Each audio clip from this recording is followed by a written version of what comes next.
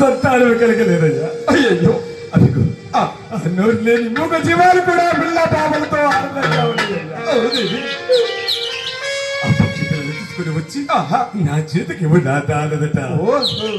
భార్య మాటలు కాదరడి శివరామయ్య గారు చుట్టుపక్కల ఎగబ్రాకి పక్షి పిల్లలు తీసుకుని వచ్చి రంగమ్మదేవి చేతికి ఇచ్చాడట.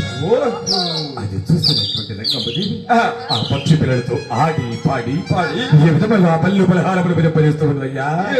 అయ్యా పళ్ళు పాలారం